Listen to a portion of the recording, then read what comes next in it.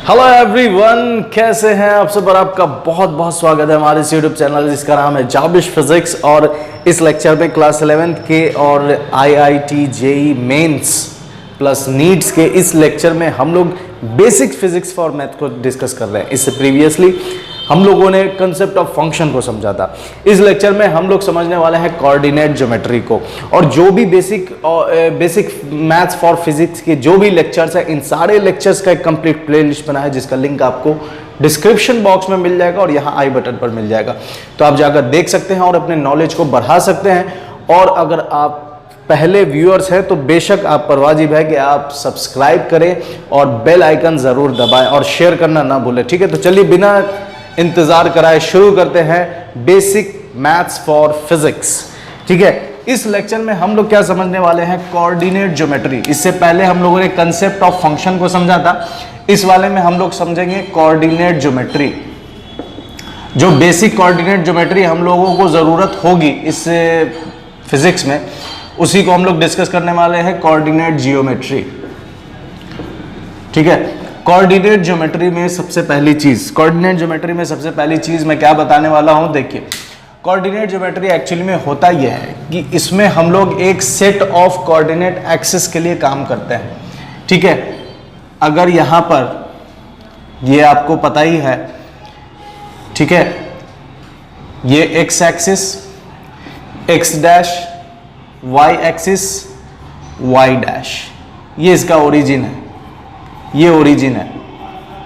ठीक है, इस एक्स एक्सिस में ओरिजिन पर कोऑर्डिनेट कितना होता है, तो ओरिजिन पर कोऑर्डिनेट होता है 0 0। जब आप इससे इधर बढ़ेंगे तो ये हो जाएगा ओरिजिन से एक्स की तरफ बढ़ेंगे तो पॉजिटिव, ओरिजिन से अगर आप एक्स डैश की तरफ बढ़ेंगे तो नेगेटिव। उसी तरह ओरिजिन से जब आप वाई की तरफ बढ़ेंगे तो वो मिलेगा आपको पॉजिटिव, और जब आप वाई नीचे बढ़ेंगे तो ये हो जाएगा नेगेटिव। ठीक है, इस वाले में हम लोग ये कितना एक्सिस है, तो ये 2 एक्स और वाई है। इसमें जो है एक्सिस कितने हैं, एक्स और वाई। ठीक है, एक्स और वाई एक्सिस है, तो इसको हम लोग क्या कहेंगे, 2D। इसको कहेंगे 2D या 2 डायमेंशन, या हम लोग प्लेन, इसको हम लोग क्या कहेंगे, XY प्लेन। XY प्लेन, ये प्लेन वर्ड समझना बहुत जरूरी है। XY plane, XY plane sir कैसे कह रहे हैं। प्लेन का मतलब क्या होता है, प्लेन का मतलब होता है सरफेस। प्लेन का मतलब होता है सरफेस। अगर आप इस कोऑर्डिनेट एक्सिस पे अगर आप कोई भी सरफेस डालते हैं, जैसे एग्जांपल के तौर पर कि मैं यहां पर एक सरफेस डाला, ठीक है, ABCD, ये मैंने एक सरफेस डाला। इस सरफेस का देखें तो ये हो गया लेंथ और ये हो गया ब्रेथ। तो आप देखें कि ये जो लेंथ है ये अलोंग एक्स एक्सिस है और जो ब्रेथ है अलोंग वाई एक्सिस है। इसके वजह से इसका नाम रखा गया XY प्लेन। ठीक है, तो ये प्लेन का कंसेप्ट समझना बहुत जरूरी है, क्योंकि फिजिक्स में बहुत जगह, जैसे फ्लक्स के बारे में आप पढ़िएगा या सरफेस के बारे में, जहां जहां बातें होंगी वहां वहां इस XY प्लेन, YZ प्लेन और XZ प्लेन की बारे में बातें भी होंगी। ये 2 डायमेंशन इस वजह से है क्योंकि इसमें X भी है, इसमें X है, Y है। वही अगर हम बात करें 3 डायमेंशन की तो देखिए क्या होगा, ये X Y, ये X Y, X dash, Y dash, और इसमें ऐसे जोड़ देता हूं तो ये हो गया Z। इसको थोड़ा और बड़ा कर दूं ताकि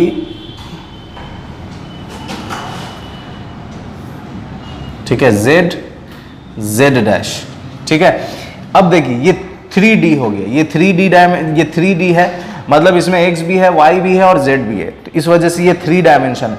अब इसमें अगर हम एक प्लेन, अगर एक सरफेस को रखने की कोशिश करें तो देखिए, अगर मैं ऐसे रखता हूं सरफेस को,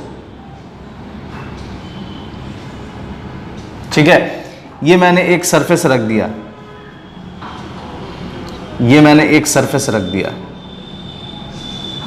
ठीक है, ये मैंने एक सरफेस रख दिया। तो आप देखें कि इस सरफेस का एक हिस्सा, ये वाला हिस्सा किस एक्सिस पर है, Z पर है, और ये वाला हिस्सा किस पर है, Y पर है। इसलिए इसको हम कहेंगे YZ plane. YZ plane, YZ plane. तो वाईजेड प्लेन क्यों नाम रखा गया ये समझ में आ रही है कि वाईजेड प्लेन क्यों कह रहे हैं, क्योंकि इसका एक लेंथ, एक हिस्सा, एक लेंथ इसका जेड एक्सिस पर है और इसका ब्रेथ जो है वो वाई एक्सिस पर है, इस वजह से इसको क्या कह रहे हैं, वाईजेड प्लेन। सर अगर एक्जेड प्लेन के लिए काम किया जाए तब क्या होगा, तो एक्जेड प्लेन के लिए देख लें आप, एक्जेड प्लेन के लिए हो जाएगा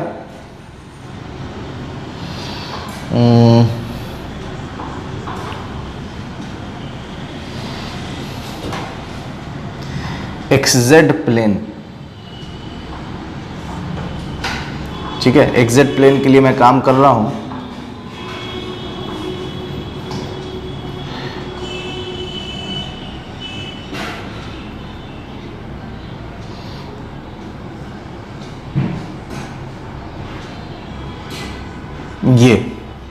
ये जो आप देख रहे हैं ना, इसका देखें अगर तो इसका एक हिस्सा ये, इसको मान लीजिए ये ऐसे है, ऐसे गया और ये ऐसे, ठीक है। तो इसका आप ये वाला हिस्सा देखें, ये एक्स की तरफ है और ये वाला हिस्सा किसकी तरफ है, जेड की तरफ है, इस वजह से इसको क्या कहेंगे, एक्स जेड प्लेन। ये एक्जेड प्लेन हो जाएगा।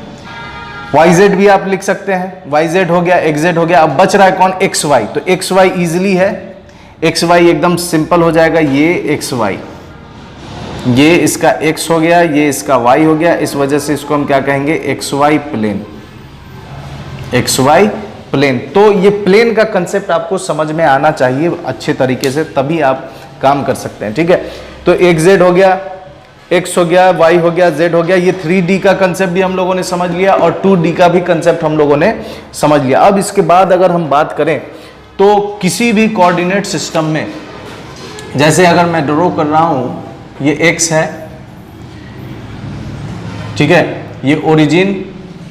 तो कहीं भी जब हम लोग ये X Y, X dash Y dash, ये ओरिजिन।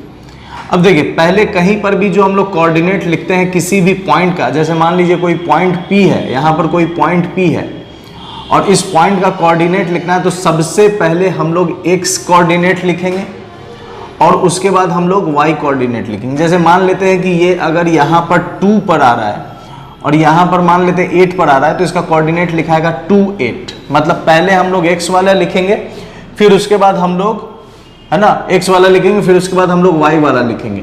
अब इसमें अगर आप कोऑर्डिनेट देखें तो आपको पता है कि ये भी, ये पॉजिटिव है, ये पॉजिटिव है, ठीक है, ये निगेटिव है, ये निगेटिव है, ये आपको मालूम है। तो इसमें अगर आप कोऑर्डिनेट लिखोगे तो पहले आपका पॉजिटिव और पॉजिटिव, तो यहां पर दोनों प्लस प्लस हो जाएगा, दोनों कोऑर्डिनेट पॉजिटिव पॉजिटिव। इस वाले में पहले हम लोग x लिखते हैं, कहीं पर भी पहले हम लोग x ही लिखेंगे। तो जब हम लोग पहले x ही लिखेंगे तो इस वाले में पहले माइनस आता है और ये आ जाएगा प्लस, माइनस प्लस इस वाले में हो जाएगा। इस वाले में देखिए पहले x लिखेंगे तो माइनस और इसमें भी माइनस, तो दोनों निगेटिव हो जाएगा। इस वाले में अगर आप ध्यान से देखें तो पहले हम लोग प्लस लिखेंगे और इस तरह से माइनस, ये माइनस आ जाएगा, पहले x और फिर y। तो इस तरह से आप देख सकते हैं कि पहले हमने x कोऑर्डिनेट लिखा तो पॉजिटिव, y कोऑर्डिनेट लिखा तो पॉजिटिव, इसलिए पॉजिटिव पॉजिटिव। फिर हम लोगों ने x कोऑर्डिनेट लिखा जो कि निगेटिव था, निगेटिव। फिर हम लोगों ने y कोऑर्डिनेट लिखा जो पॉजिटिव था, तो इसलिए पॉजिटिव। फिर इसमें हम लोगों ने निगेटिव लिखा, क्योंकि x लिखते हैं इसलिए पहले माइनस, और y भी इस वाले हिस्से में माइनस है इसलिए माइनस माइनस। इस वाले में x पॉजिटिव है इसलिए प्लस और इस वाले में y निगेटिव इसलिए माइनस। तो इस तरह से कोऑर्डिनेट का बंटवारा हो गया। तो मतलब आप कोऑर्डिनेट के साइन को ही देखकर आप बता सकते हैं कि वो किधर लाई कर रहा है। चूंकि ये बट गया है, सब एक जैसा नहीं है, इस वजह से हम लोग इसका नाम देते हैं, इसको कहते हैं क्वाड्रेंट फर्स्ट। ये फर्स्ट क्वाड्रेंट हो गया, ये सेकंड क्वाड्रेंट हो गया, ये थर्ड क्वाड्रेंट हो गया और ये फोर्थ क्वाड्रेंट हो गया। तो इस तरह से हम लोग इसको क्वाड्रेंट, और क्वाड्रेंट कहने का मतलब है कि ये एक्स एक्सिस वाई एक्सिस दोनों एक दूसरे पर 90 डिग्री बनाता है, एक दूसरे पर, तीनों, ये तीनों जो म्यूचुअली परपेंडिकुलर एक्सिस आप देख रहे हैं, ये तीनों एक दूसरे पर म्यूचुअली परपेंडिकुलरली, कहने का मतलब ही यही है कि ये तीनों एक दूसरे पर कितना होगा, 90 डिग्री बनाएगा। ठीक है, first quadrant, second quadrant, third quadrant और फोर्थ क्वाड्रेंट। तो इस तरह से अगर आपसे क्वेश्चन किया जाए कि बताइए कि एक पॉइंट है ए, उसका कोऑर्डिनेट दिया गया है -3 + 5, तो आप बताएं कि ये किस क्वाड्रेंट में आ रहा है। तो ये माइनस प्लस है, एक एक्स इसका माइनस है, वाई इसका पॉजिटिव है, माइनस प्लस मतलब कि सेकंड क्वाड्रेंट में आ रहा है। तो इस तरह से आप इसके साइन को देखकर क्वाड्रेंट बता सकते हैं कि किस क्वाड्रेंट में लाई कर रहा है। जैसे एक और एग्जांपल ले लेते हैं, जैसे बी का, जैसे मान लीजिए कि कोई बी है, बी पार्टिकल है और वो है -8 -5। अब बताइए ये किस में है, तो देखिए दोनों ही निगेटिव है, तो दोनों ही निगेटिव किस में आता है, थर्ड क्वाड्रेंट में, इसलिए इसका हो जाएगा कि ये थर्ड क्वाड्रेंट में लाई करेगा। सी के लिए अगर आप देखें कि सी कोई है, अगर मान लेते हैं वो दिया हुआ है कि +5 -6, ये किस में है, तो +5 -6, एक पॉजिटिव निगेटिव, तो ये इस पर है, मतलब कि ये फोर्थ क्वाड्रेंट में। तो इस तरह से आप क्वाड्रेंट के बारे में जान सकते हैं बस उसके साइन को ही देखकर। ठीक है, अब यहां पर बात करते हैं कि जैसे मान लीजिए कि आपको अगर एक कोऑर्डिनेट एक्सिस, सबसे पहले तो एक कोऑर्डिनेट एक्सिस ड्रॉ कर लेते हैं। ये हमने एक कोऑर्डिनेट एक्सिस ड्रॉ कर लिया। अब हम लोग जो कंसेप्ट ले रहे हैं वो किसका है, डिस्टेंस फॉर्मूला, डिस्टेंस फॉर्मूला। ठीक है, डिस्टेंस फॉर्मूला। तो डिस्टेंस फॉर्मूला क्या है, देखिए ये हमने कोऑर्डिनेट एक्सिस ले लिया। ठीक है, ये हमने कोऑर्डिनेट एक्सिस ले लिया है और इसको थोड़ा और नीचे से ले लेता हूं ताकि मुझे जगह चाहिए होगा। ठीक है, ये मैंने कोऑर्डिनेट एक्सिस ले लिया। अब देखिए ये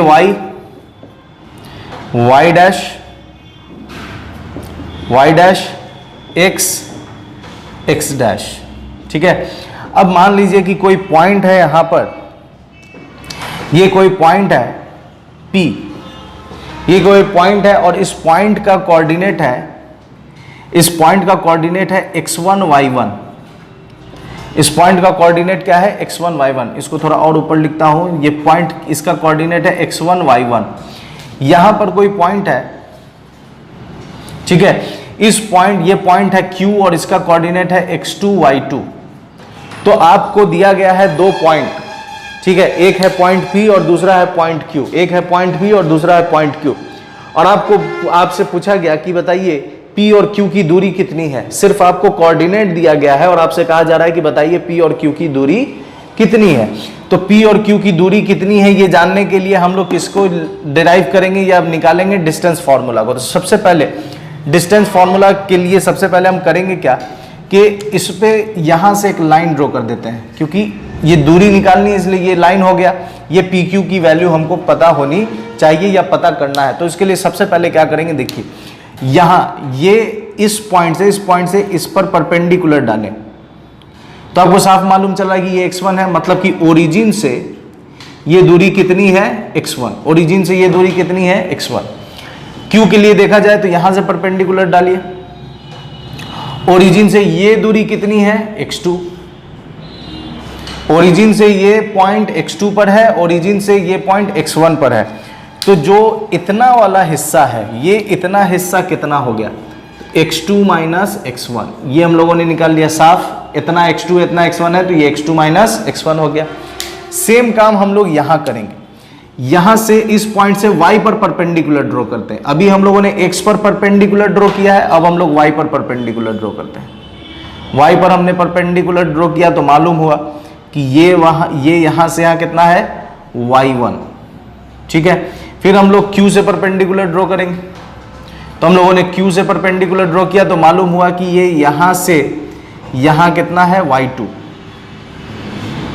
यहां से यहां y2। अब तो इतना कितना होगा, तो ये आपको साफ मालूम चल रहा है कि ये वाला हिस्सा, ये इतना y2 है, ये इतना y1 है, तो ये हो जाएगा y2 माइनस y1। ये साफ मालूम चल रहा है कि ये पूरा y2 है, ये y1 है, तो ये कितना हो जाएगा, y2 माइनस y1। अब देखिए जैसा हमने इस पर इस पॉइंट से इधर परपेंडिकुलर डाला था, उसी तरह इस पॉइंट से इस पर भी परपेंडिकुलर अगर हम डाल दें, ये हमने परपेंडिकुलर डाल दिया, तो अब आप साफ देख सकते हैं कि आपको सारी चीज की दूरी मालूम है। कैसे, ये इतना y2 माइनस y1 है तो ये भी तो इतना y2 माइनस y1 हो जाएगा। ये अगर y2 माइनस y1 है तो ये इतना क्या हो जाएगा, y2 माइनस y1। ठीक है, ये इतना आपको मालूम चल गया, ये y2 माइनस y1। ये देखिए ये कितना है x2 माइनस x1, तो ये भी कितना हो जाएगा x2 माइनस x1। ठीक है, अब आप देखो तो यहां पर आपको एक साफ दिख रहा है कि एक राइट एंगल ट्रायंगल दिख रहा है। ये आपको राइट एंगल ट्रायंगल यहां दिख रहा है P Q और ये 90 डिग्री। इसका कुछ नाम दे देते हैं M, इसका इस पॉइंट का नाम दे दीजिए M। और ये कितना है, तो ये आपको x2 माइनस x1 है और ये कितना है, तो y2 माइनस y1। ठीक है, ये आपको दिया गया है। अब आप साफ देखो तो PQ निकाल सकते हैं क्योंकि आपके पास एक राइट एंगल ट्रायंगल है और राइट एंगल ट्रायंगल में अगर हम पाइथागोरस यूज करें तो हम इजीली निकाल सकते हैं। तो यहां पर हम काम करेंगे in right angle triangle, in right angle triangle, थोड़ा बड़ा लिखता हूं ताकि आपको देखें, in right angle triangle, in right angle triangle PMQ using Pythagoras,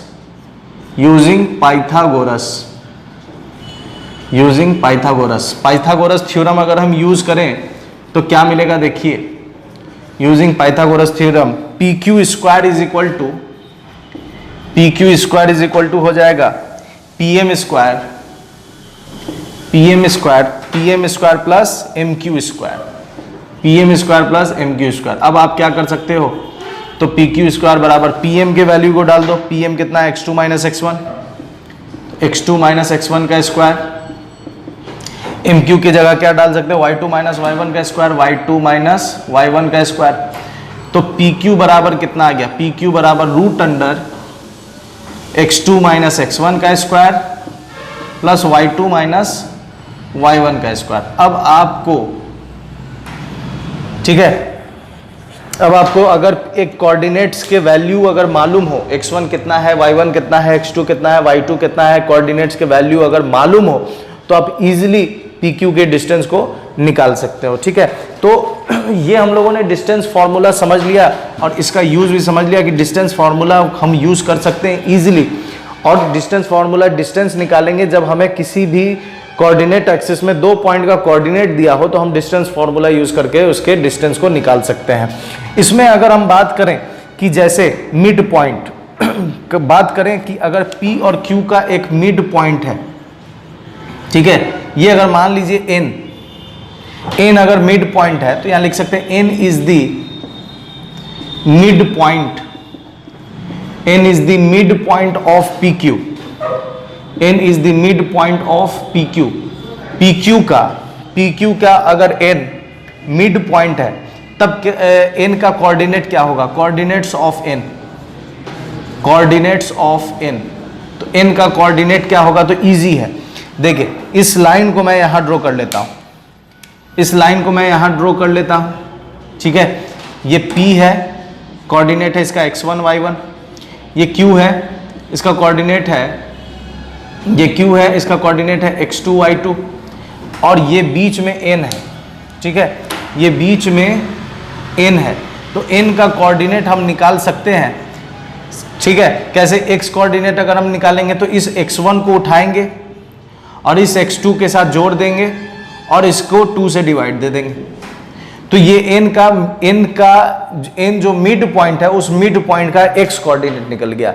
इस x1 और x2 को जोड़ देना है और 2 से डिवाइड देना है। सेम काम y1 प्लस y2, ठीक है, ये कोऑर्डिनेट आपका आ गया किसका, n का, मिड पॉइंट का कोऑर्डिनेट निकालने का फॉर्मूला है। ठीक है, तो ये सब चीजें आपको 10th क्लास में मिल जाएंगी, वहां के कोऑर्डिनेट ज्योमेट्री में ये सब चीजें हैं। ठीक है, जो बेसिक हम लोग स्टडी कर रहे हैं, बेसिक मैथ्स फॉर फिजिक्स। ठीक है, तो ये कोऑर्डिनेट हम लोगों ने इंट्रोडक्शन समझ लिया कि क्वाड्रेंट क्या है, पॉजिटिव और नेगेटिव क्या है, प्लेन का कंसेप्ट हम लोगों ने समझ लिया कि XY plane, YZ plane, XZ plane क्या है। ठीक है, ये हम लोगों ने समझ लिया। 2 डायमेंशन कब है, 3 डायमेंशन कब है। ठीक है, अब इसमें करते हैं हम लोग स्लोप की। ठीक है, स्लोप क्या होता है, तो जो फिगर हमने अभी ड्रॉ किया था, जो ग्राफ हमने अभी ड्रॉ किया था, उसे वापस फिर से ड्रॉ कर लेते हैं। ठीक है, ताकि आपको स्लोप में अच्छे से समझा सकूं कि स्लोप एक्चुअली में है क्या। ठीक है, ये हम लोगों ने ड्रॉ किया, ये x axis, y axis, x dash, y dash. ठीक है, ये y डैश हो गया। यहाँ पर पॉइंट P है, जिसका कोऑर्डिनेट है x1 y1, और यहाँ पर कोई पॉइंट q है जिसका कोऑर्डिनेट है x2 y2, ठीक है, और इसको हम मिला देते हैं, ठीक है, इसको मैंने मिला दिया। अब हम बात कर रहे हैं किस चीज़ की, तो हम बात कर रहे हैं स्लोप की। स्लोप का मतलब क्या होता है? स्लोप का मतलब होता है ढलान, ठीक है, स्लोप का मतलब क्या होता है? ढलान। अब अगर आप ध्यान से देखो तो क्या इसमें स्लोप है या नहीं है, तो हम एक काम कर सकते हैं, इसके निचले वाले हिस्से से एक्स एक्सिस के पैरेलल एक लाइन ड्रॉ कर दें। ये हमने एक्स एक्सिस के पैरेलल एक लाइन ड्रॉ कर दिया, तो आप साफ देख सकते हो कि यहां पर एक एंगल बनता हुआ नजर आ रहा है, और आप साफ देख सकते हो कि यहां पर अगर मैं एक और लाइन ड्रॉ कर दूं तो ये आपको ढलान साफ दिख रहा है कि ये ढलान है, मतलब कि इसके पास स्लोप है। यहां पर आप साफ देख सकते हो कि यहां पर ढलान है, इसका मतलब कि यहां पर स्लोप है। तो स्लोप हम निकाले कैसे? तो स्लोप कैसे निकालना है, तो अभी जस्ट मैंने आपको ये निकाल कर बताया कि ये वैल्यू है x2 माइनस x1 और ये वैल्यू है y2 माइनस y1।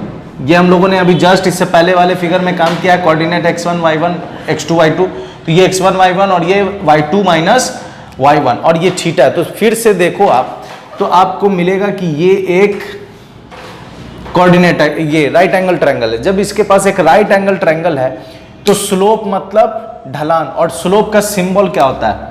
स्लोप का सिंबल होता है स्लोप का सिंबल होता है m। स्लोप को हम लोग किससे दिखाते हैं? m से दिखाते हैं। तो यहां पर जो हम लोग स्लोप निकालेंगे, ठीक है, तो स्लोप आप देखो कि किस चीज पर डिपेंड कर रहा है। अगर मैं आपसे एक ऐसा फिगर बनाकर कहूं कि एक ये है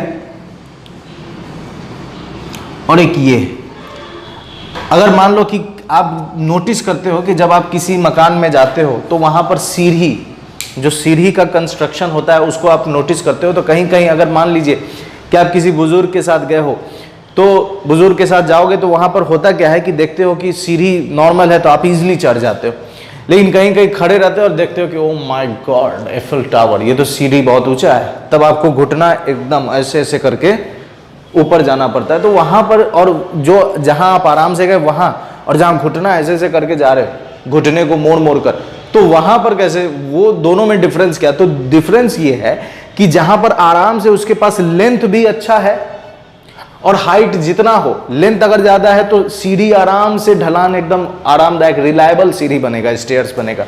लेकिन अगर जगह कम है, जो जिनके पास जमीन कम है और उसी में मकान बना दिए, तो उनके पास देखिएगा कि सीढ़ियां एकदम ऐसे खड़ी खड़ी होंगी, ठीक है, जिसको जीना बोलते हैं, जीना ऐसा ऐसा मिलेगा आपको, ठीक है, सीढ़ियां ऐसे मिलेगी। तो सीढ़ियां ऐसी मिलेंगी, तो यहां पर क्या बात है, वहां पर बेस कम है, हाइट ज्यादा है, इस वजह से उनका थीटा बढ़ गया। यहां पर क्या है कि बेस कम है, हाइट भी कम है, बेस ज्यादा हाइट कम है, तो सीढ़ियां। तो यहां पर देखो, तो ये जो ढलान है, ये जो थीटा है, इस पर और इस पर डिपेंड कर रहा है, बेस और हाइपोटेनस पर डिपेंड कर रहा है। तो बेस, परपेंडिकुलर और थीटा, ये तीनों किस में मिलता है? तो ये तीनों हमको मिलता है tan थीटा में। इसका मतलब कि स्लोप m, तो स्लोप निकालने के लिए हम किस चीज का यूज कर सकते हैं? तो स्लोप निकालने का हम यूज कर सकते हैं tan थीटा का। ये पहला फॉर्मूला हम लोगों ने निकाल लिया स्लोप। अगर आपको स्लोप के बारे में जानकारी लेनी है तो आप क्या निकालो? tan थीटा निकालो। और tan थीटा क्या होता है? Perpendicular by base. तो पहला फॉर्मूला स्लोप निकालने के लिए, अगर आपको थीटा दिया गया मान लीजिए 45 डिग्री, तो आप tan 45 करके स्लोप निकाल सकते हो। अगर आपको ये थीटा का वैल्यू नहीं मालूम है, लेकिन आपको परपेंडिकुलर और बेस दिया गया, तो आप p बाई बी डालकर निकाल सकते हो, पहला फॉर्मूला। दूसरा फॉर्मूला स्लोप का क्या होगा? ठीक है, स्लोप का सिंबल क्या होता है? m, याद रखना, symbol of slope is m। अब देखिए स्लोप का दूसरा फॉर्मूला, तो इसी में देखो, तो परपेंडिकुलर का फॉर्मूला क्या है? परपेंडिकुलर क्या है? y2 माइनस y1, परपेंडिकुलर है y2 माइनस y1, तो परपेंडिकुलर की जगह डाल दीजिए y2 minus y1 by x2 minus x1। इससे भी आप स्लोप निकाल सकते हो। ये दो फॉर्मूला हो गया। अगर कोऑर्डिनेट सिस्टम दिया गया है और उसमें आपसे कहा जाए कि स्लोप निकालिए, तो आप ये काम करके स्लोप निकाल सकते हो। तीसरी चीज क्या है? स्लोप जो हम लोग आगे कैलकुलस में पढ़ेंगे, तो वो होता है dy बाई डी एक्स। ठीक है, dy बाई डी एक्स, ये हम लोग पढ़ेंगे कहाँ? कैलकुलस में। ठीक है, कैलकुलस में ये फॉर्मूला हम लोग पढ़ेंगे। dy by D x actually में होता क्या है, मैं यहाँ पर आपको बता दूं कि अगर मान लो कि ये जो हम लोगों ने फिगर बनाया है, तो यहां पर y2 माइनस y1, तो देखा जाए तो y2 माइनस y1 को हम क्या कर रहे हैं, इस चीज को मैं यहां लिख रहा हूं y2 minus y1, y2 minus y1 actually में क्या है, चेंज है। y2 माइनस y1 क्या है, चेंज। कोई भी चेंज निकालने की कितना बदलाव हुआ, तो बदलाव निकालने के लिए आप फाइनल माइनस इनिशियल करते हैं। जैसे आप 100 रुपया आज कमाए, कल 200 कमाए, तो कितना कमाए, तो 200 माइनस 100 रुपया ज्यादा कमाए, तो ये चेंज निकालना है। तो अगर चेंज फाइनाइट है, चेंज फाइनाइट है मतलब इतना है कि आप उसको मेजर कर सकते हो, इतना है फाइनाइट, तो कोई दिक्कत नहीं। लेकिन अगर चेंज हो जाए very small, change is very small, change बहुत छोटा हो जाए, बहुत छोटा, तब जो हम लोग यूज करेंगे उस स्मॉल चेंज के लिए हम लोग डी यूज करते हैं, स्मॉल चेंज। तो जब हम लोग एकदम पॉइंट लेवल पर बात करेंगे तब हम लोग यूज करते हैं किसका, कैलकुलस का, और वहां पर स्लोप का फॉर्मूला हो जाएगा dy बाई dx। जैसे मैं एग्जांपल बताऊं कि जैसे मान लीजिए कि ये था, ये परपेंडिकुलर और ये बेस, ठीक है। अब अगर मान लीजिए कि यहां पर ये और ये, तो ए परपेंडिकुलर ये हो गया, बेस हो गया ये। अब बताइए कि ये जो चेंज आप निकालोगे, ये एक, ठीक है, अब जो आप चेंज निकालोगे, ये यहां पर देखो अब ध्यान से, ये यहां पर ये ब्लैक डॉट देखिए और ये ब्लू डॉट देखिए, ये ब्लू डॉट हो गया y1 और ये हो गया y2। अब बताओ ये चेंज कितना है, बहुत छोटा है। इस केस में जब हम लोग इस लेवल का जब काम करेंगे, इस लेवल का जब बदलाव होगा, तो उसमें हम लोग स्लोप का फॉर्मूला निकालेंगे dy बाई dx। तो इसके लिए dy बाई dx कब लगाना है, when change is very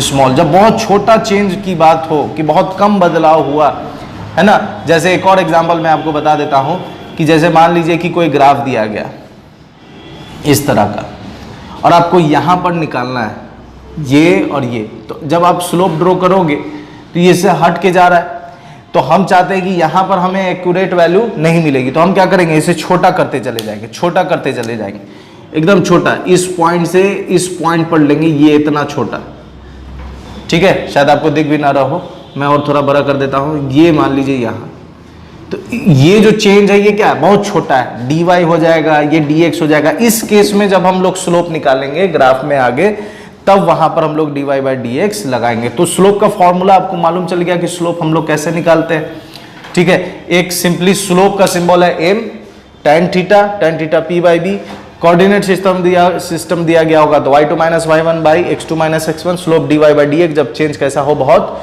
छोटा हो, तब हम लोग ये काम करेंगे। एक चीज और हम लोग समझेंगे, स्लोप हम लोगों ने समझ लिया है, तो एक चीज और समझना है कि स्लोप पॉजिटिव कब होगा और स्लोप निगेटिव कब होगा, ठीक है। ये चीज समझना जरूरी है। तो देखिए, ये जैसे मैं कोऑर्डिनेट एक्सिस ड्रॉ करूं, ठीक है, और स्लोप अगर ऐसा है, तो ध्यान से देखिए, जो आप एंगल बना रहे हैं, ये थीटा जो है ये एंटी क्लॉकवाइज है। तो इस केस में, ठीक है, इस केस में स्लोप क्या होगा, स्लोप पॉजिटिव होगा, स्लोप इज पॉजिटिव। इस केस में स्लोप कैसा होगा, पॉजिटिव होगा। क्यों स्लोप पॉजिटिव होगा, तो स्लोप पॉजिटिव होने का पहला केस क्या है, थीटा इज एंटी क्लॉकवाइज हो, थीटा अगर एंटी क्लॉकवाइज है तो स्लोप पॉजिटिव होगा। थीटा अगर लेस देन 90 डिग्री है, थीटा अगर लेस देन 90 डिग्री है तो स्लोप कितना हो जाएगा, स्लोप पॉजिटिव होगा। लेकिन स्लोप निगेटिव कब होगा, इसको भी देख लें, ये लाइन है, तो ये हमने ऐसे थीटा निकाला, या इस तरह से अगर ले तो थीटा ऐसा हो जाएगा। इसको अगर हम थीटा 1 और थीटा 2, ये थीटा 1 और ये थीटा मान लीजिए, तो इस केस में देखिए थीटा कैसा है, इस केस में थीटा है क्लॉकवाइज, और इस वाले केस में स्लोप कैसा हो जाएगा, निगेटिव। तो slope negative, slope is negative. तो इसका पहला केस क्या है, थीटा क्या हो, क्लॉकवाइज हो, थीटा इज क्लॉकवाइज, या एंगल जो हो थीटा 1, मतलब कि इस तरफ से अगर हम मेजर करें, या एंटी क्लॉकवाइज, ये एंटी क्लॉकवाइज है, तो एंटी क्लॉकवाइज थीटा, तो हम क्या लिख सकते हैं यहाँ पर, anti clockwise theta is greater than 90 degree. अगर 90 से ज्यादा है तो स्लोप निगेटिव होगा, या जो एंगल हम मेजर कर रहे हैं वो अगर क्लॉकवाइज है, ठीक है, अगर हम छोटे एंगल की बात करें तो छोटा एंगल अगर क्लॉकवाइज है तो वो क्या हो जाएगा, स्लोप निगेटिव हो जाएगा। और अगर हम बड़े angle clockwise anti clockwise angle की बात करें, वो अगर 90 से ज्यादा है तो वो क्या हो जाएगा, स्लोप निगेटिव हो जाएगा। तो स्लोप पॉजिटिव और स्लोप निगेटिव। तो स्लोप के बारे में हम लोगों ने सारी चीजें बात कर ली। अब हम लोग समझेंगे इक्वेशन ऑफ स्ट्रेट लाइन। उसके लिए मुझे जगह चाहिए तो मैं इसे मिटा। अब हम लोग बात कर रहे हैं equation of straight line. Equation of straight line. Equation of straight line में सबसे पहला इक्वेशन ऑफ स्ट्रेट लाइन क्या है, standard form ax plus B Y plus C, ax plus B Y plus C, ये है standard form of straight line, standard form of equation of straight line, ये standard form है, ठीक है। इसमें अगर आप देखें तो मैक्सिमम डिग्री, मतलब डिग्री किसको कहते हैं, डिग्री बराबर मैक्सिमम पावर, डिग्री बराबर मैक्सिमम पावर। तो मैक्सिमम पावर इसका कितना है 1, ठीक है, मतलब ये लीनियर है। अगर इसका पावर कितना है 1 है, डिग्री इसका 1 है, इसका मतलब ये लीनियर है, ठीक है, लीनियर है। तो इसका जो हम लोग लाइन ड्रॉ करेंगे, ठीक है, ए क्या है यहां पर ए है कोफिशिएंट ऑफ एक्स, बी है कोफिशिएंट ऑफ वाई और सी है क्या यहां पर कांस्टेंट है, ठीक है। अब यहां पर अगर हम लाइन ड्रॉ करने की बात करें तो लाइन कैसे ड्रॉ करेंगे, देखिए, ठीक है, लाइन हम ड्रॉ कर सकते हैं कि ये एक्स एक्सिस हो गया, ये वाई एक्सिस हो गया, ठीक है। तो अगर ये स्टैंडर्ड फॉर्म है, ये आपको पता हो गया, एक्स एक्सिस वाई एक्सिस, ये ओरिजिन। तो अगर हम इक्वेशन ऑफ एक्स एक्सिस लिखें, अगर हम मान लीजिए कि इसमें अगर हम केसेस ले सकते हैं, क्या केसेस ले सकते हैं कि इसमें अगर हम y को 0 कर दें, y को क्या कर दें 0 और a को कर दें 1, ठीक है, y को कर दीजिए 0, मतलब कि y एक्सिस 0 है, कोफिशिएंट इसका 1 है, तो x बराबर आ जाएगा -c, x बराबर -c या प्लस c भी आ सकता है। तो x बराबर -c, x बराबर -c मतलब कि ये अगर प्लस c लेंगे तो ये प्लस c हो जाएगा, और अगर माइनस सी लेंगे तो ये। तो इसको हम लोग यहां से हम लोग 2 लाइन ड्रॉ कर देंगे, एक ये और एक ये, ठीक है, ये 2 लाइन हमने ड्रॉ कर दिया। तो ये जो कहलाएगा, ये दोनों लाइन, इसको हम लोग कहेंगे equation of x axis, equation of x axis या लाइन ऑफ एक्स एक्सिस। ये यहां पर इक्वेशन ऑफ एक्स एक्सिस हो गया, और ये लाइन ऑफ, ये ग्राफ ऑफ एक्स एक्सिस हो गया, या इक्वेशन ऑफ एक्स एक्सिस हो गया, या लाइन ऑफ एक्स एक्सिस हो गया, कोई भी बात कह सकते हैं। अगर मान लीजिए दूसरा केस लेते हैं, अगर हम लोग x 0 कर दें, x 0 कर दें, इस वाले इक्वेशन में x 0, तो ये पूरा टर्म गायब, b को 1 कर दें, b को 1 कर दीजिए, तो c कितना हो जाएगा, ये y कितना हो जाएगा, y बराबर आएगा या तो प्लस c या y बराबर आ जाएगा -c। तो उस केस में हम लोग क्या करेंगे, तो y के लिए देखिए प्लस c अगर हम देखें तो प्लस c ये हो जाएगा, -c देखें तो ये हो जाएगा, ये प्लस c और ये -c। तो यहां से 2 लाइन ड्रॉ कर दीजिए। तो ये दोनों जो है, ये दोनों कहलाएगा इक्वेशन ऑफ y एक्सिस। कोई दिक्कत इसमें, ये कहलाएगा इक्वेशन ऑफ y एक्सिस, ठीक है। तो पैरेलल हो जाता है, इतने बात में कोई दिक्कत। क्या किया हमने, स्टैंडर्ड फॉर्म में एक बार x 0 रखा और जो y का कोफिशिएंट है उसको 1 कर दिया, तो y बराबर प्लस माइनस c आ जाएगा, और x बराबर y को 0 कर दिया और a के कोफिशिएंट, x के कोफिशिएंट को 1 कर दिया, तो x बराबर प्लस माइनस c आ जाएगा, ठीक है, x बराबर प्लस c। दोनों ही आ सकते हैं, सिचुएशन और ये इक्वेशन के अकॉर्डिंग डिपेंड करता है, ठीक है, इतने में कोई दिक्कत नहीं है। अब देखिए, पहला हम लोग इक्वेशन समझ गए, इस फॉर्मेट में मिलेगा आपको इक्वेशन। दूसरा फॉर्मेट क्या है, देखिए, दूसरा फॉर्मेट है equation of y is equal to mx plus c, ये सबसे ज्यादा मिलता है, ठीक है, y बराबर y is equal to mx plus c, where y is variable, y is variable, या उसके बाद x क्या है, x इज इंडिपेंडेंट, और x y axis, y is variable मतलब y कोऑर्डिनेट, y एक्सिस वाला काम हम करेंगे, x इज इंडिपेंडेंट मतलब x एक्सिस वाला काम करेंगे। और m क्या है यहाँ पर, m is slope, m is slope, slope का फॉर्मूला हम लोगों को मालूम है tan थीटा। और c क्या है, c is intercept, c is intercept. अब देखिए ये कितने तरह का, ये c इज इंटरसेप्ट हो जाएगा। तो इस ये जो हम लोगों के पास फॉर्मूला है या जो पैटर्न है y बराबर mx प्लस c, इसको अगर हम कितने तरह से लिख सकते हैं, तो इसको हम ऐसे लिख सकते हैं y बराबर, एक तो हमारे पास है mx प्लस c, ठीक है। दूसरा m क्या है, स्लोप, स्लोप का फॉर्मूला क्या है tan थीटा, तो हम y is equal to tan theta, m की जगह हमने क्या डाल दिया tan theta x plus C. और बहुत जो भी फॉर्मूला डाले थे उसको यहाँ पर पुट करके हम y को, ये y बराबर mx को मॉडिफाई कर सकते हैं अलग अलग फॉर्मेट में, ठीक है। यहां पर अब देखिए प्लस c है, अब यहां पर इसमें केसेस समझिए कि केसेस क्या क्या होगा। पहला केस क्या है कि y बराबर mx plus c, plus c लगा है, इसका मतलब कि प्लस c मतलब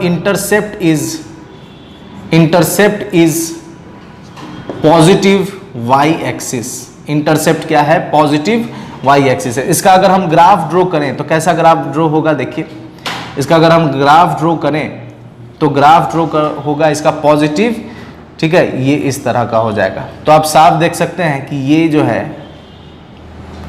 पॉजिटिव y एक्सिस, ये y, ये x डैश y डैश, कोई दिक्कत इसमें। ये हो गया y बराबर mx प्लस c का। अगर दूसरा केस देखिए, अगर y बराबर mx माइनस c हो, यहाँ प्लस c था या माइनस c है, तो माइनस सी इंटरसेप्ट हो जाएगा, minus C intercept is negative, sorry positive X axis, positive X axis. इसका ग्राफ बनाइए, एक्स एक्सिस, वाई एक्सिस, और इसका लाइन कुछ ऐसा जाएगा। तो आप देख सकते हैं, फिर से इसको ड्रॉ कर देता हूं, ठीक है। तो आप साफ देख सकते हैं कि ये जो है सी एक्स एक्सिस पर है, ये हो गया y बराबर mx माइनस सी का ग्राफ हो गया, ठीक है। अब इसमें एक चीज और क्या है कि अगर तीसरा केस कि y बराबर mx प्लस सी है, अगर c जीरो हो जाए, c इज जीरो कहने का मतलब क्या है कि c ओरिजिन से पास कर रहा है। अगर लाइन ओरिजिन से पास करे, ठीक है, लाइन क्या हो, ओरिजिन से पास करे, एंड m इज 1, और m 1 कब होगा, जब m बराबर tan 45 डिग्री। m 1 कब होगा, जब tan कितना हो, 45 डिग्री। तो उस केस में लाइन कहां से पास होगी, तो x y, और लाइन पास होगी यहां से, ये हो गया, ये है y बराबर x का, ठीक है। इस केस में c जीरो हो गया क्योंकि ओरिजिन से पास कर रहा है, देखिए ओरिजिन से पास करेगा, ठीक है, ओरिजिन से पास करेगा। m इज 1 मतलब स्लोप 1, और स्लोप 1 कब होगा, जब tan 45 हो, तो ये 45 डिग्री, 45 डिग्री। तो y बराबर क्या हो जाएगा, x, और उस केस में लाइन कुछ ऐसी ड्रॉ होती हुई नजर आएगी। तो सबसे पहले देखिए, पहला इक्वेशन हम लोगों ने क्या देखा, ax plus B Y plus C. दूसरा हम लोगों ने इक्वेशन क्या देखा, जो इक्वेशन हम लोगों ने देखा है ये इंपॉर्टेंट है, ठीक है। और इस सारे इक्वेशन में आप देखो तो इस सारे इक्वेशन में आपको डिग्री कितना मिलेगा, 1 मिलेगा, डिग्री कितना मिलेगा, 1 मिलेगा, ठीक है। अभी एक टाइप और है जो हम लोग अभी डिस्कस करेंगे, ठीक है। उससे पहले एक चीज मैं आपको बता दूं कि सर ये बता जो आप रहे हैं, तो ये बताइए कि फिजिक्स में इसका यूज क्या है। तो जब आप फिजिक्स में अलग अलग इक्वेशंस पढ़ेंगे अलग अलग चीज टर्म के लिए, तो वहां पर, ठीक है, अलग अलग टर्म के लिए जब आप इक्वेशन से स्टडी करोगे तो वहां पर आपको इसकी जरूरत पड़ेगी। उसके लिए आपको ग्राफ ड्रॉ करना होगा। जैसे मैं बता दूं आपको कि जैसे मान लीजिए कि आपको दिया गया कि पोजीशन टाइम ग्राफ है, ठीक है, या पोजीशन टाइम ग्राफ है, मान लीजिए पोजीशन टाइम ग्राफ है, और उसमें ये पोजीशन टाइम ग्राफ है, एक्सटी ग्राफ आगे मिलेगा आपको जब आप मोशन पढ़ोगे, एक्सटी ग्राफ, सॉरी ये एक्स और ये टी पोजीशन टाइम ग्राफ है, और जो एक्स प्रोपोर्शनल टी के ऐसा आपको रिलेशन दिया गया, तो जहां भी आप कांस्टेंट हटाइएगा तो कुछ ना कुछ कांस्टेंट आएगा। तो इसका आप पावर देखो, इसका पावर देखो, पावर कितना है, तो इसका पावर कितना है, maximum degree sorry maximum power degree कितना 1, तो इसका मतलब कि इसके लिए ये एक linear equation of straight line आ गया, मतलब इसका डिग्री 1 है। और ये देखा जाए तो कुछ फॉर्मेट पे काम कर रहा है, जैसे किस फॉर्मेट पे काम कर रहा है, तो इसको मैं अगर इधर भेज दूं तो आपको क्या मिलेगा, x माइनस के टी बराबर 0। तो x यहां पर क्या हो गया, x यहां पर डिपेंडेंट हो गया, t यहां पर इंडिपेंडेंट है, ठीक है, t यहां पर क्या है, इंडिपेंडेंट है, और यहां पर 0। तो आप देखो तो इसको अगर आप इक्वेट करो, इसको आप इसके साथ मिलाओ तो y माइनस एम एक्स बराबर 0 क्या इस फॉर्मेट पर आ रहा है, या अगर आप इसको ऐसे भी लिख सकते हो प्लस माइनस इस तरह इस फॉर्मेट पर आ रहा है। तो जब इस फॉर्मेट पर आ रहा है तो इसका मतलब कि जब आप इसके लिए लाइन ड्रॉ कीजिएगा तो वो लाइन क्या होगा, स्ट्रेट लाइन होगा। दूसरा एग्जांपल देखिए, f बराबर, जैसे आप पढ़ोगे SHM, जब आप पढ़ोगे तो वहां आपको फॉर्मूला मिलेगा f बराबर माइनस के एक्स। सर इसका ग्राफ कैसा होगा, तो इसका ग्राफ भी स्ट्रेट लाइन होगा। कैसे मालूम स्ट्रेट लाइन होगा, क्योंकि पावर देखो आप, पावर क्या है यहाँ पर, मैक्सिमम पावर कितना है 1, डिग्री 1 है, इस वजह से इसका भी जो आप ग्राफ ड्रॉ करोगे वो स्ट्रेट लाइन। तो ये पहचानना पड़ेगा आपको इस इक्वेशंस को, आगे पाराबोला, क्वाड्रेटिक पाराबोला, उसके बाद हम लोग इलिप्स, ये सारी चीजों को हम लोग समझेंगे और उसके इक्वेशंस को, उस इक्वेशन के स्टैंडर्ड फॉर्मेट को समझेंगे, ताकि हम लोग जब फिजिक्स आगे पढ़े तो जो हमें फॉर्मूला मिले उस फॉर्मूला को हम रिलेट करके दिमाग में समझें कि उसका जो ग्राफ हम ड्रॉ करेंगे वो ग्राफ किस तरह का होगा। तो आपको स्टैंडर्ड फॉर्मेट दिमाग में होना चाहिए, और जब आपको कोई फिजिक्स में रिलेशन दिया जाए तो उसको रिलेट करना आना चाहिए कि वो किस इक्वेशन के साथ रिलेट हो रहा है। तीसरा और फॉर्मेट है, पहला standard equation X plus B Y plus C बराबर 0, दूसरा y बराबर एम एक्स प्लस सी। इसमें 3 केसेस, पॉजिटिव वाई एक्सिस, सी जब पॉजिटिव हो, सी जब निगेटिव हो, सी जब 0 हो। अब तीसरा केस देखिए, उसके क्या था, ax plus B Y plus C is equal to 0, पहला इक्वेशन का फॉर्म था। दूसरा इक्वेशन था y बराबर एम एक्स प्लस सी। तीसरा जो हम लोग अभी देखने वाले हैं वो क्या है तो वो है ax plus B Y plus C is equal to 0, ठीक है। इस तरह का फॉर्म, इस तरह के फॉर्म में अगर दिया हो, ठीक है, ax plus B Y plus C अगर इस तरह के फॉर्म में दिया हो तो सबसे पहले इस वाले केस में स्लोप जो हो जाएगा वो स्लोप हो जाएगा आपका m बराबर माइनस ए अपॉन बी, ये स्लोप हम लोग निकालेंगे। इस तरह का अगर इक्वेशन दिया हो तो हम लोग क्या करेंगे, सबसे पहले स्लोप निकाल लेंगे माइनस ए बाई बी। आप कहिएगा सर ये माइनस ए बाई बी कहाँ से आ गया, तो ये माइनस ए बाई बी जो आया है इसको हम लोग निकाल सकते हैं कैसे, देखिए A X plus B Y plus C is equal to 0, तो A X plus B Y को उधर भेज दो अगर, ठीक है, तो हो जाएगा प्लस सी और माइनस बी वाई, ठीक है।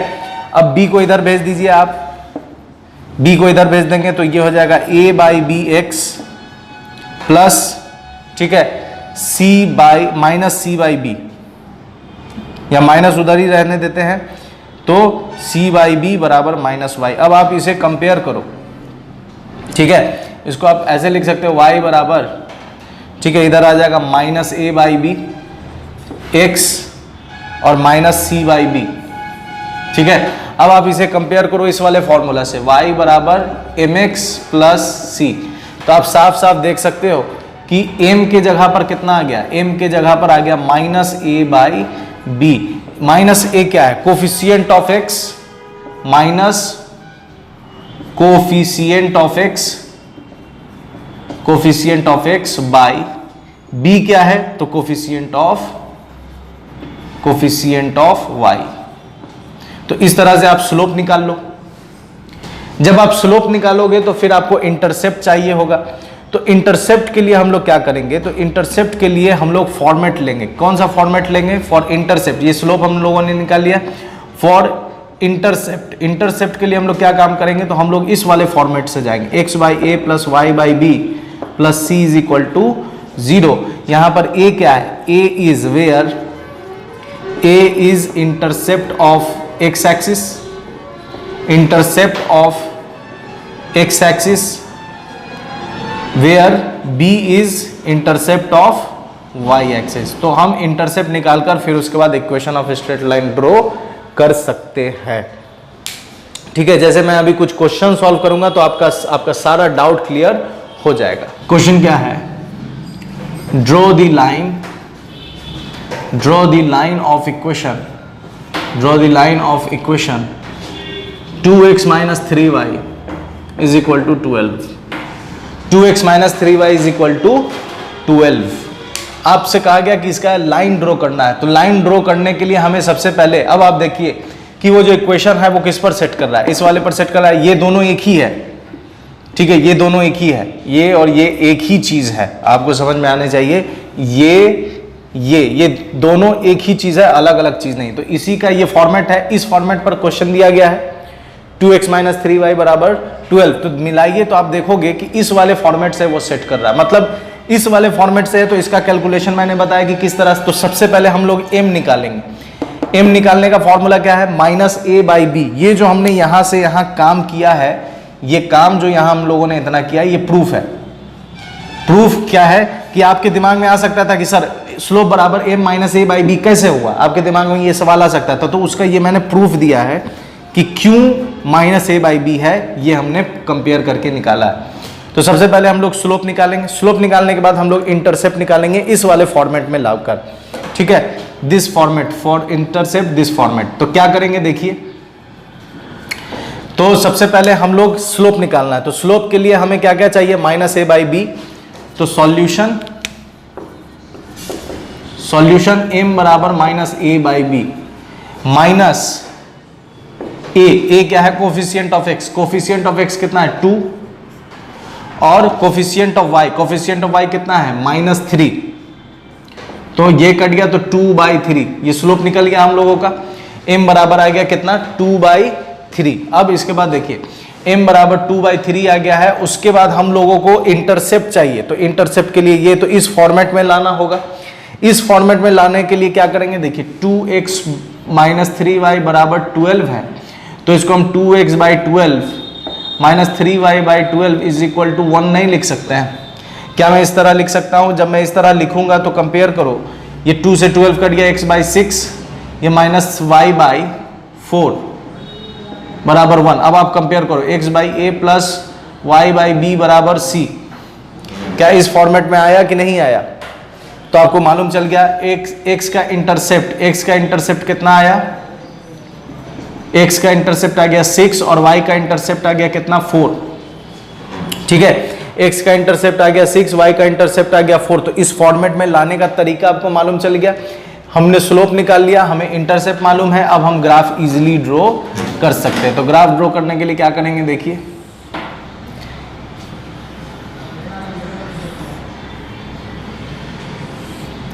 x axis x y, x axis y axis x dash y dash, ठीक है। अब देखिए x का इंटरसेप्ट कितना है 6, x का इंटरसेप्ट है 6, y का इंटरसेप्ट कितना है 4, y का इंटरसेप्ट है 4, दोनों को मिला दो, ये यहाँ लाइन आपकी आ गई 2x - 3y बराबर 12, ठीक है। 2x - 3y कितना आ गया 12। एक करेक्शन यहाँ करना रह गया है, सॉरी, इस वाले से रिलेट करना है। तो इस वाले इक्वेशन से रिलेट करने के लिए यहाँ पर प्लस है, तो यहाँ भी प्लस होना चाहिए, और ये जो माइनस है ये यहाँ लेकर आऊँगा मैं, ये यहाँ होगा, ठीक है, ये यहाँ हो जाएगा, क्योंकि इस फॉर्मेट में यहाँ प्लस है इसलिए यहाँ प्लस होना चाहिए। इस वजह से इस यहाँ भी प्लस डाल दीजिए और ये माइनस यहाँ ले आइए, तो b हो जाएगा -4, और b जब -4 होगा तो ये तो सही है, b जब -4 होगा तो b आ जाएगा यहाँ -4, और ये लाइन हम लोग ड्रॉ कर देंगे, तो ये हो जाएगा 2x - 3y = 12। तो ये क्वेश्चन हम लोगों ने सॉल्व कर दिया। दूसरा एक और क्वेश्चन देख लीजिए, उसके लिए तो देखो x1 आपको दिया गया है 2, y1 कितना दिया गया है 7, x2 कितना दिया गया है 6, y2 कितना दिया गया है 15, x1 y1 x2 y2 दिया गया है। आपको सबसे पहले m निकालना है स्लोप, तो ये हो जाएगा y2 - y1 by x2 - x1, ठीक है। y2 - y1, तो y2 - y1, y2 कितना है 15 -7 बाई x2 कितना है 6 - 2 कितना आ जाएगा, 15 में से 7 गया तो 8, और 6 में से 2 गया तो 4, तो 4/2, तो m निकल कर आ गया कितना 2, m निकल कर आ गया 2 है। अब इसमें हम लोग क्या करेंगे, इक्वेशन निकालना है, तो आपको m निकल कर m की वैल्यू 2 आ चुकी है। अब देखिए यहाँ पर हम लोग क्या करेंगे कि ये इक्वेशन लेंगे, y बराबर mx plus C, y is equal to mx plus C, ठीक है। अब इसमें हम लोग क्या करेंगे, m की वैल्यू मालूम है, कोई भी कोऑर्डिनेट उठाकर x और y डाल दीजिए। तो x अगर हम डालते हैं, y अगर हम डालते हैं 7 और m के जगह डाल देते हैं 2 और x के जगह डाल देते हैं 2 प्लस c, तो 7 बराबर 4 प्लस सी, तो 7 माइनस 4 इज इक्वल टू सी, तो सी का वैल्यू आ गया कितना 3। तो फाइनल हम इक्वेशन लिख सकते हैं, सी भी मालूम है एम भी मालूम है, तो हम इक्वेशन लिख सकते हैं y इज इक्वल टू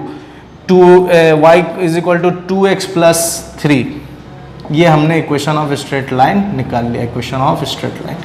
तो क्वेश्चन का पैटर्न आप समझ गए कि जब इस तरह दिया हो तब कैसे सॉल्व करना है, और जब आपको कोऑर्डिनेट्स दिया हो और कहा जाए कि इक्वेशन ऑफ स्ट्रेट लाइन लिखने के लिए तो सबसे पहले हम स्लोप निकालेंगे y2 माइनस y1 जो अभी हम लोगों ने पढ़ा हो उसको यूज करके, और फिर y बराबर mx प्लस सी में m की वैल्यू डाल देंगे, x कोई भी कोऑर्डिनेट उठाकर x और y डाल देंगे और फिर c निकाल लेंगे, c जो आएगा तो c की वैल्यू और m की वैल्यू डाल देंगे, वही हमारा इक्वेशन ऑफ स्ट्रेट लाइन हो जाएगा। तो इस तरह से ये था कोऑर्डिनेट ज्योमेट्री, ठीक है। तो बेसिक मैथ्स फॉर फिजिक्स हम लोग कंटिन्यूअसली स्टडी कर रहे हैं और आपको बेहतरीन तरीके से समझ में भी आ रहा होगा, ठीक है। तो आप पर वाजिब है कि शेयर करें, सब्सक्राइब करने के लिए अपने फ्रेंड सर्किल में जरूर कहें, प्लीज प्लीज प्लीज। बहुत मेहनत लगता है वीडियो बनाने में, इसलिए प्लीज मेरी मेहनत सवारत हो जाए, आपको समझ में आ जाए और लोगों तक मेरी मेहनत पहुंच जाए, बस इससे ज्यादा मैं और कुछ नहीं चाहता हूं। प्लीज शेयर करने के लिए कहें, सब्सक्राइब करने के लिए कहें, और अगर आपके मन में कोई भी डाउट हो फिजिक्स के किसी भी टॉपिक से रिलेटेड तो बेशक कमेंट बॉक्स में टाइप करें, मैं इंशाल्लाह उस पर वीडियो बनाकर आपके दिमाग से वो डाउट निकाल लूंगा, ठीक है। तो मेरे साथ बने रहने के लिए बहुत बहुत शुक्रिया, अपना ख्याल रखें, गुड बाय एंड खुदा हाफिज।